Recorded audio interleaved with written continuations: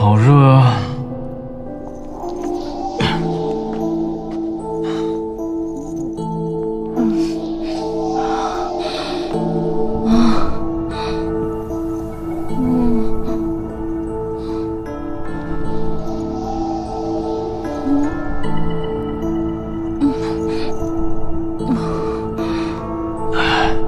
你说，你是不是把我忘了？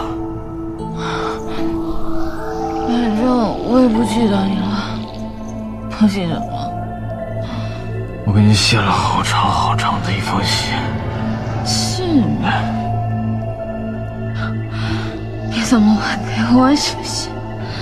我李清流这辈子非你不娶。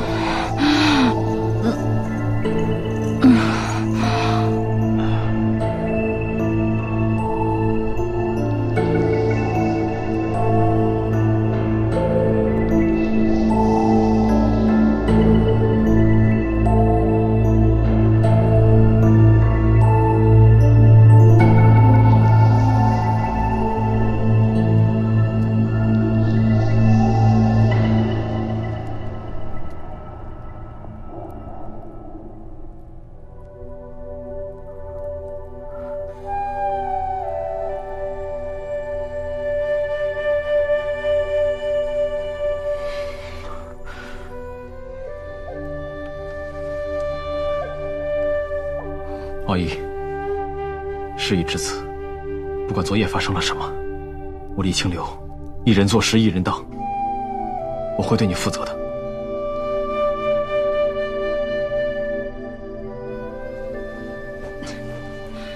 你别装一副绝世好男人的样子了，谁让你负责？你能负责什么？我实话跟你说了吧，我龙傲一在银城各大青楼摸爬滚打这么多年，什么样的男人没有见过？什么样的场面我没有见过？这都不叫事儿，你也别往心里去。昨天晚上不过就是喝多了，我忘了，你也忘了吧？你把我和那些逛青楼的男子比，都是臭男人，有什么不同？好，不管你怎么看我，怎么看待这件事情，我一定会对这件事情负责，对你负责。好啊，那你告诉我，一个已经有婚约的人如何负责？